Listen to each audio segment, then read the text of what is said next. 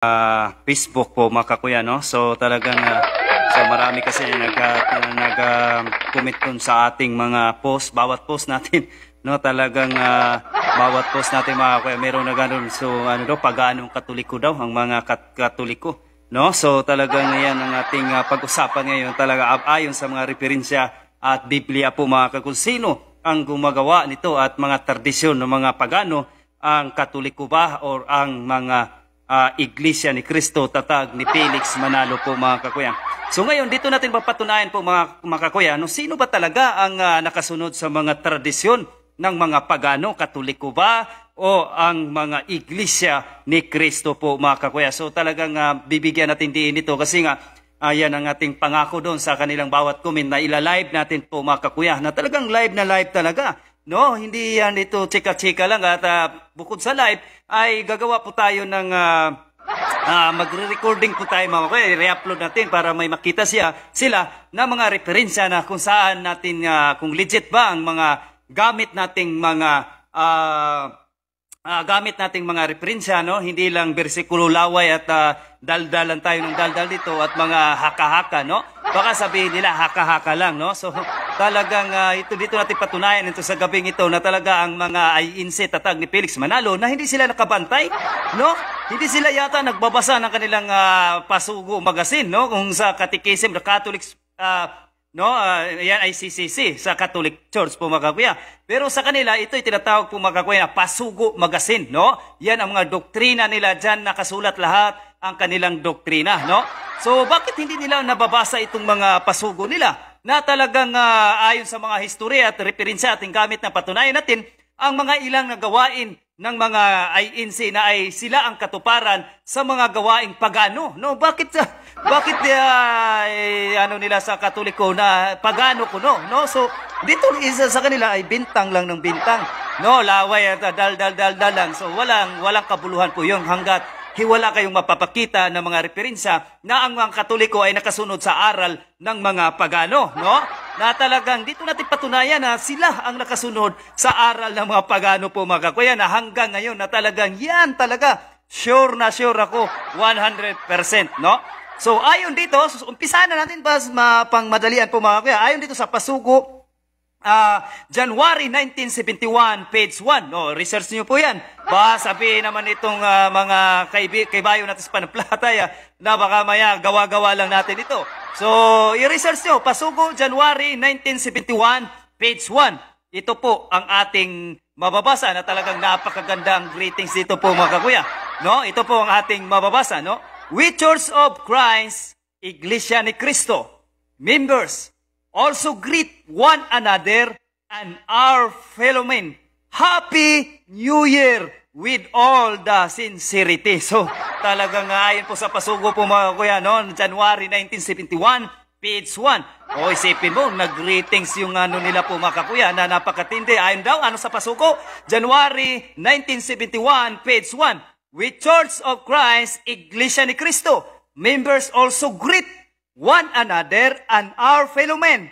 Happy New Year with all the sincerity. So, ibig sabihin, ayon sa kanilang pasugo, talagang ang New Year, talaga yan ang kanilang paborito na doktrina talaga nila mga kuya. Ayon sa kanilang mga leader, no, nag-greetings na talaga sila mga kuya na talagang greet one another and our fellow men. Happy New Year. Ayan po ang mga kakuya, no? So, titingnan natin, ang New Year ba ay talagang ito ba ay mga New Year ba? Ito ba ay mga katuparan sa mga pagano? Yan ba ay mga ng pagano? No, yan ay sino ang katuparan nito sa New Year? Ba sabihin naman, bakit kayo Brad?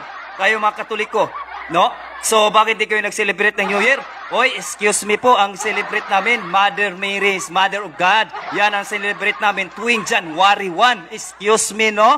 Oh, di ba? Oh, so hindi kayo nag-aaral ng pasugo, pero ngayon ipaparinig natin sa inyo kung ano bang pagano na katuparan dito, ang Katoliko ba o ang Iglesia ni Cristo 1914. Ulitin ko, ayon sa kanilang pasugo, January 1971, page 1, no? I-research nyo sa Google. We Church of Christ, Iglesia ni Cristo members also greet one another and our fellow men. Happy New Year with all the sincerity. So talagang klaro-klaro pa sa sikat ng araw po mga kakuya na talagang sila ang katuparan ng mga gawaing pagano na talaga sila ang nakatupad nito. Kaya nga nakakalungkot lang, kaya hindi sila yata nagbabasa ng kanilang pasugo magazine na talagang klaro-klaro pa sikat ng araw na talagang nag-greet pa ang kanilang mga leaders na talaga Happy New Year, no? Talagang pasok na pasok talaga po mga kakuya. So baka sabihin naman nila, ano bang patunay mo brad, ang New Year is a pagan tradisyon. So, dagdagan natin sa talagang mabibigat yung mga aklat ating gamit po, kuya. Dito po sa, dagdagan natin the World Book of Encyclopedia, Volume 13, page 1960, no? Page 1960, 1960, Volume 13, no? Ayon doon sa aklat na ito, the World Book of Encyclopedia, hindi basta-basta ito, no? Hindi basta-basta ito, na talagang ayon sa World Book of Encyclopedia, ano ang ating mababasa? The New Year's Day's early customs, no? If the earliest of the ancient nations had customs that celebrated New Year's Day in the ancient Rome, the first day of the year was given over honoring Janus. Naku, patay tayo dyan.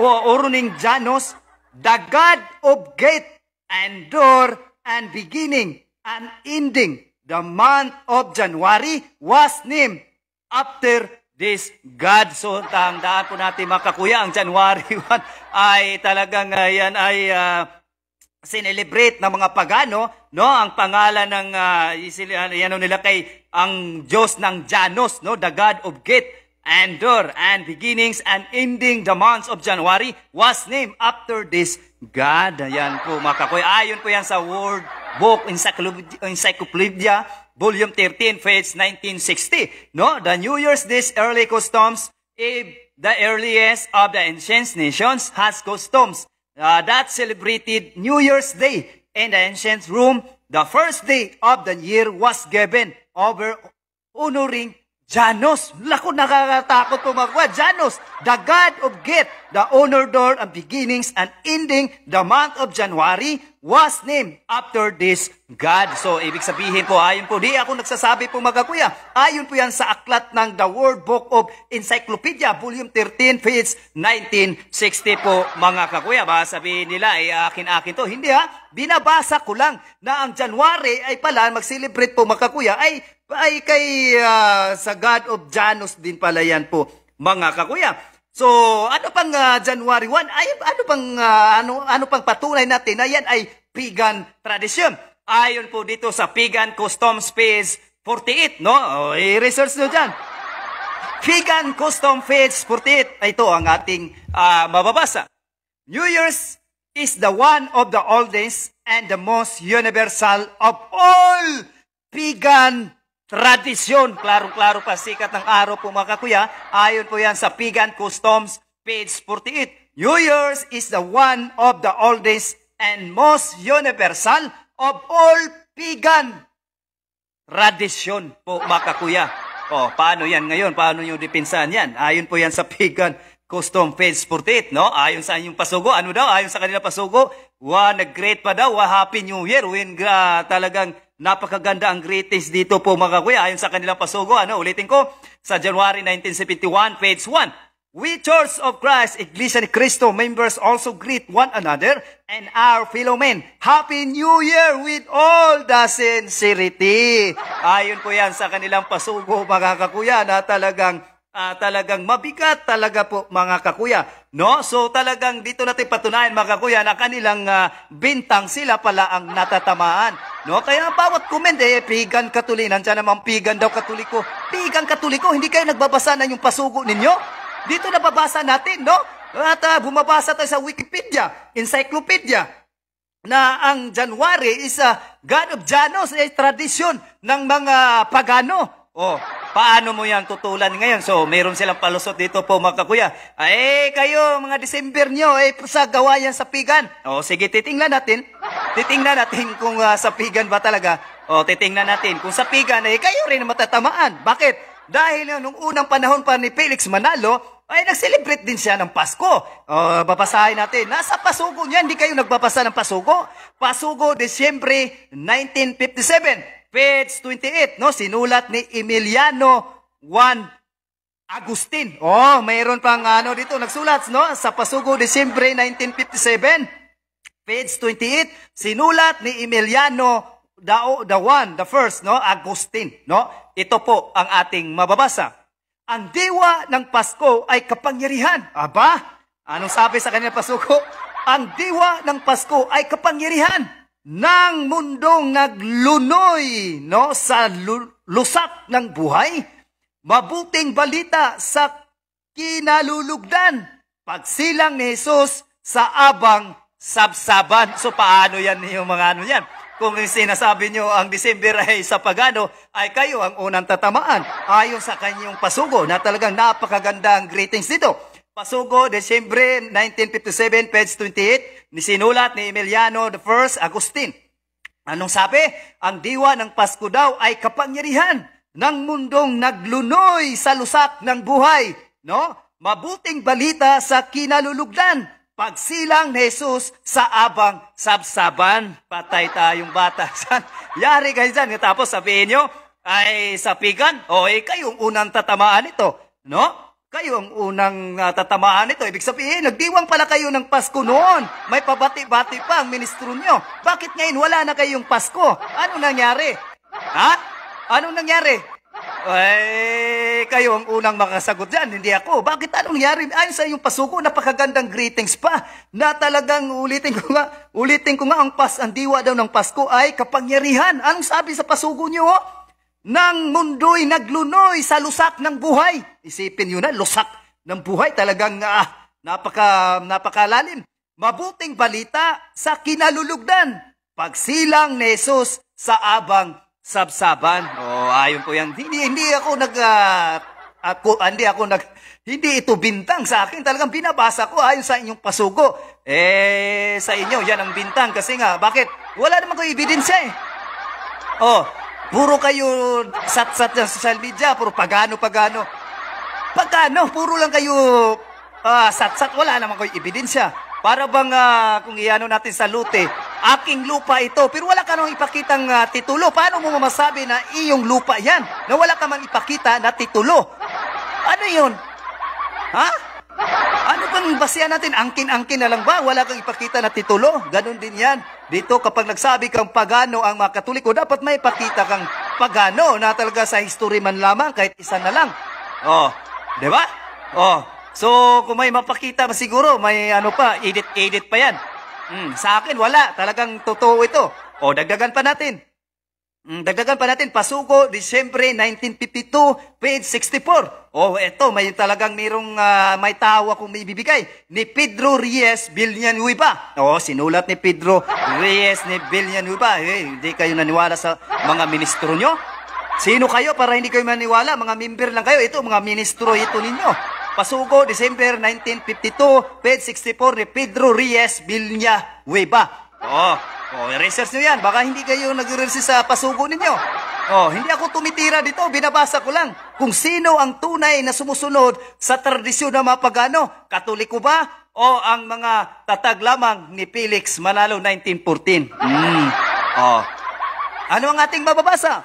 Ang Pasko ng Kristiyano. Dito na. Ang Pasko ng Kristiyano, kung may aginaldong dapat tanggapin, ito ay si Kristong sumilang sa bilin. Klarong-klaro naman yan sa pasugo ninyo.